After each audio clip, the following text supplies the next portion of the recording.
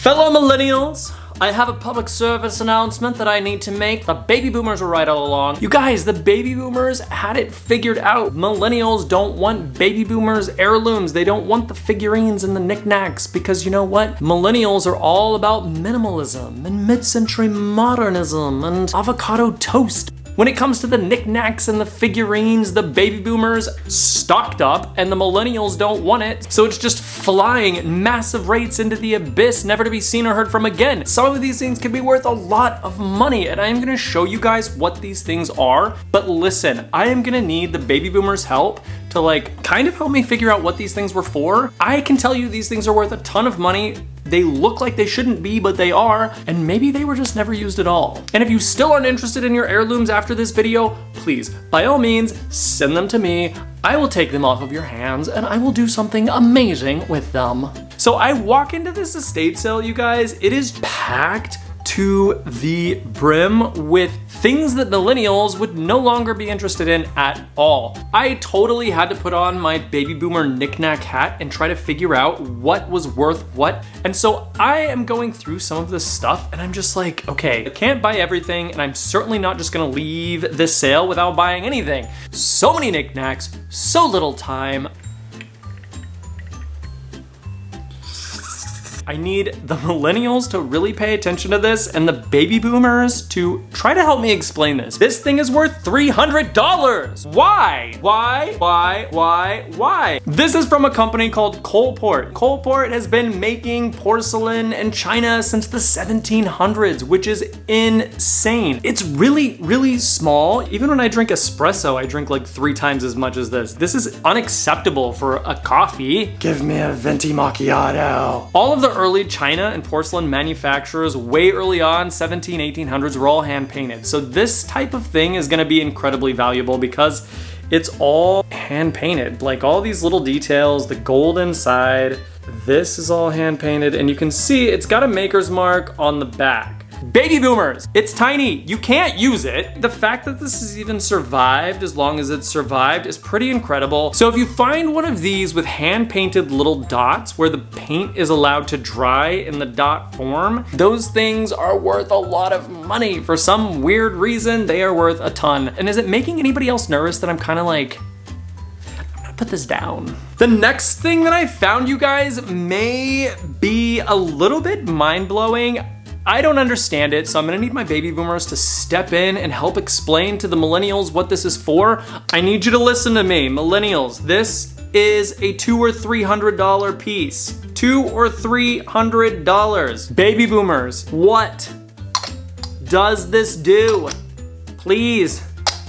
Send help. Meissen is a porcelain manufacturer that has been making incredible stuff since the 1700s. $200 or $300 is nothing. Some of this stuff is insane. They make figurines, they make plates, they make lamps, they make pretty much anything out of porcelain that you can think of. The early pieces are all hand painted, so those things can go for a ton of money. The only way that you can tell if it's Meissen is if it has these crossed swords. You want to be really, really careful because other companies later on started copying these cross swords a little bit. They just had this sitting on the table for $1.50. I guess I'll grab that. Listen up, baby boomers. Again, I'm gonna need your help. This is a really, really cool perfume bottle from probably the 1920s or 30s.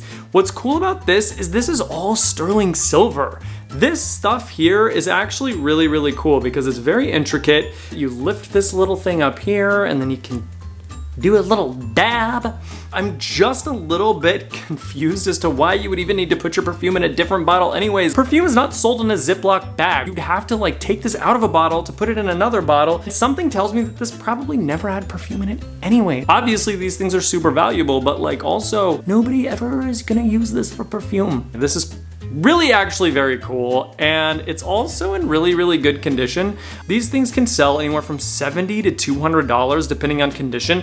Some of them can come in really, really cool colored glass. Others have more silver than others. So all of that's gonna kind of come into play when you're trying to figure out how much something like this is worth. This even has a place where you could have put a signature or an engraving. Here's the little lid. You can just pop it out and have a little nice day, smelling lovely and being lovely. For some reason, millennials don't understand the concept of just setting something on a shelf that doesn't do anything. This is from a company called Swarovski. Swarovski is still making tons and tons of stuff till this very day. In fact, they're probably making more stuff now than they ever have before. Swarovski is an Austrian crystal company. They make some pretty incredible stuff. This little guy was only $1. He's not that valuable. He's not worth like $200 or $300 like the other things, but this thing will sell for $30 to $50. So I'm definitely gonna grab this for $1. But Swarovski actually makes some really, really valuable stuff. The majority of Swarovski's pieces are all gonna have this like super faceted look to them. There's gonna be a lot of cuts in the crystal, but one thing that you're always gonna wanna look for right here on the bottom is the swan mark. If you see the swan mark, it's an authentic Swarovski piece.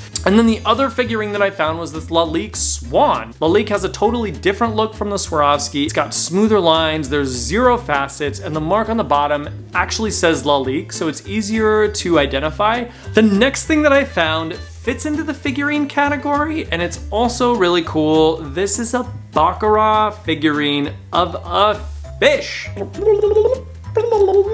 Baccarat is a really, really great company. They're still making stuff till this very day. It's a French crystal company. Everything has the Baccarat mark on the bottom. This one was cool and it caught my eye just because it's this cool color. These things are selling for like $100. So when I saw this sitting on the shelf, I'm thinking like, it's little, it just sits on a shelf. You guys, it's small, it doesn't do anything. I get it, millennials. Not everything has to have a function. Sometimes they can just sit, just be. Swarovski has the facets, Lalique has the frosted glass, Baccarat, their lines are gonna be a little bit cleaner, they're gonna have more colors. You can find things in blue and black and green and all kinds of different colors. This is another Baccarat piece that they had. It's a bottle, you guys. Now here's my concern with this bottle. Look at the size of this. You can't use it for liquor or whiskey or wine. It's too big to be a perfume bottle. You guys saw a perfume bottle. This thing is worth anywhere from $100 to $150. So if you can find these for really cheap, you should grab them. Boomers! Is this just another shelf piece? This is just like this tiny, like what is it like back, like take it running? It's like a water bottle. No, I'm just joking, don't worry about me. I don't know what this could have been used for.